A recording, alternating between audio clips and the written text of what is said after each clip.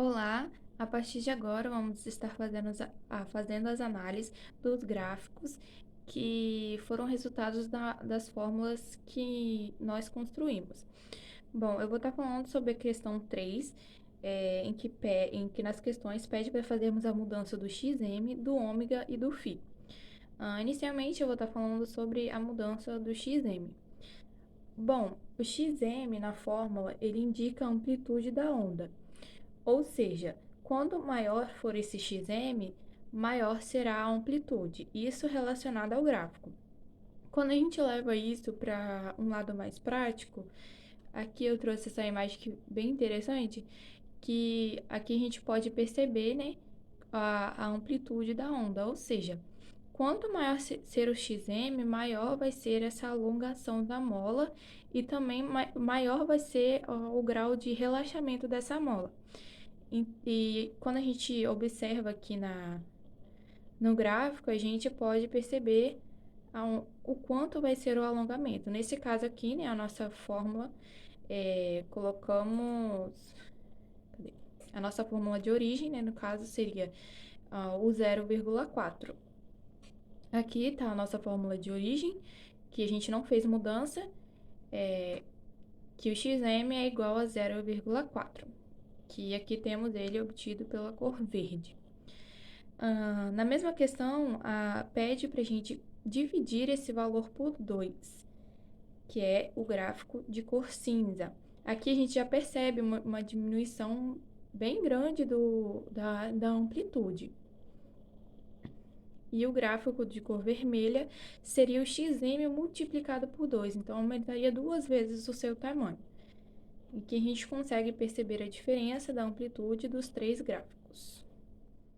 Na letra B, a questão pede para fazermos as mesmas mudanças que na letra A, porém com um ômega.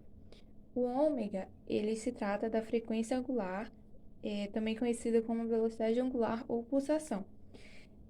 Ela tem uma dimensão de radianos por segundo.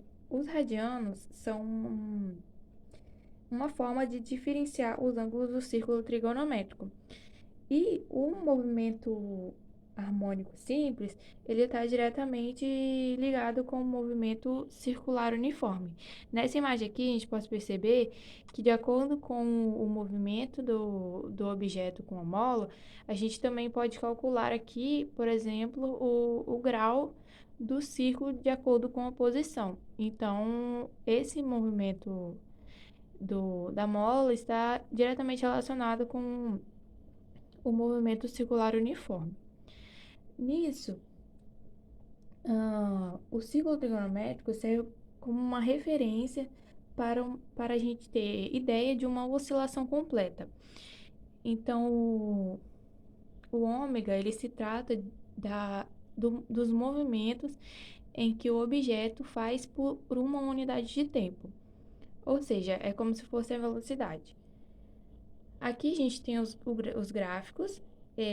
No gráfico de cor verde, a gente tem a nossa fórmula de origem para fazermos a comparação entre as outras duas mudanças.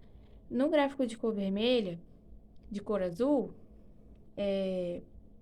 o ômega ele foi dividido por 2.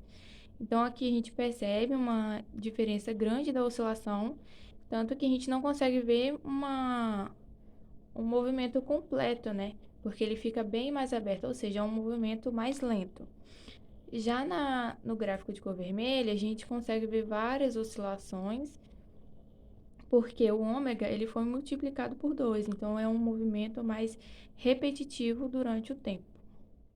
Na letra B, a questão pede para que mudemos o valor de φ, no qual montamos três gráficos, um com a fórmula de origem, outro somando π sobre 2 e outro subtraindo π sobre 2.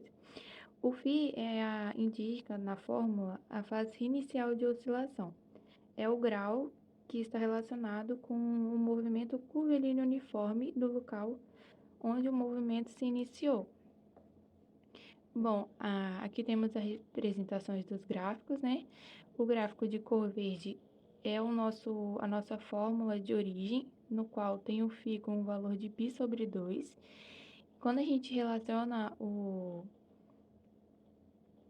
o movimento harmônico simples com o movimento curvilíneo uniforme, imaginemos que o bloquinho esteja nessa posição, ele teria um grau de π sobre 2. E ao montarmos o gráfico, ele sairia exatamente no ponto zero, que é o que acontece na nossa fórmula de origem, que é representado pela cor verde. No gráfico de cor laranja, seria o gráfico em que a gente subtraiu o π sobre 2. E aqui temos a representação de quando o φ valesse zero, a face inicial sairia, né, onde a amplitude é maior, que no nosso caso é o 0,4, que é o que acontece no gráfico de cor laranja. No gráfico de cor roxa, foi a função em que somamos o π sobre 2, que ficou o φ como 3,14. Nessa ocasião, aqui também temos a representação de quando o φ valeria o π, né, exatamente o π, e montando o gráfico, o gráfico se iniciaria exatamente no valor em que a amplitude seria o menor valor, que também aqui seria o menos 0,14. E aqui a gente percebe, né, a diferença que o φ faz no movimento, né, a face inicial que ele teria.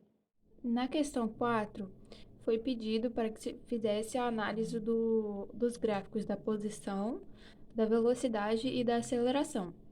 Essas aqui são as nossas fórmulas, no qual a posição se dá pela fórmula de 0,4 vezes cosseno de 1,257x mais 1,57. O 0,4, como já vimos anteriormente, é a nossa amplitude. 1,257 é o nosso ômega, que aqui também já foi multiplicado pelo π, no caso seria 0,4π, mais o 1,57, que é o φ, que também foi dividido o π sobre 2, que é a mesma coisa que π sobre 2. E aqui temos a nossa fórmula de velocidade, que é igual a menos 1,257 vezes 0,4 vezes o seno de 1,257x mais 1,57. E a nossa fórmula de aceleração é a menos 1,257 ao quadrado vezes 0,4 cosseno de 1,257x mais 1,57. Aqui temos os nossos gráficos representados por essas fórmulas. Inicialmente, vamos estar fazendo somente uma explicação básica sobre a fórmula da posição. Aqui é a nossa fórmula da posição do movimento. E como vimos anteriormente, essa face inicial aqui começa aqui no ponto zero, no qual, se a gente analisar juntamente com o movimento curvilíneo, a gente sabe que esse movimento começaria do ponto zero aqui. Por esse motivo, ele começaria também aqui no ponto zero. Como ele parte do ponto zero e vai para a parte negativa do plano, isso significa que ele está fazendo esse movimento. Então, ele está fazendo um movimento de relaxamento. Nesse momento, ele teria uma alogação mínima negativa, né? Que a gente consegue perceber aqui. A sua velocidade seria nula e a aceleração seria a máxima positiva. Passando agora para o gráfico da velocidade, a gente teria essa formação aqui. A gente, a partir de agora, pode fazer uma comparação desses dois gráficos a partir desse conhecimento que a gente tem sobre o movimento. Por exemplo, aqui o momento por exemplo, o bloco estaria no ponto zero, a gente consegue perceber que a sua velocidade aqui, ó, seria também zero. Aqui a gente consegue perceber, ó, o φ seria o π sobre 2, né? A sua elongação seria nula, a velocidade máxima negativa, por isso estaria aqui nesse ponto, e a aceleração é nula. E a partir disso, a gente consegue fazer toda uma análise dos dois gráficos utilizando, sabendo a posição em que o objeto estaria. Agora, a nossa fórmula de aceleração, esse aqui seria o gráfico que a gente obteve. E fazendo novamente uma comparação com o gráfico da posição, com o ponto zero, aqui, ó, em que o raio seria o π sobre 2, a gente vem aqui e olha, a aceleração é nula. Portanto, o gráfico da aceleração também estaria no ponto zero. E aqui, como vocês podem perceber, em todos os pontos eles se encontram, esses dois gráficos, que é o ponto em que o objeto estaria aqui no meio.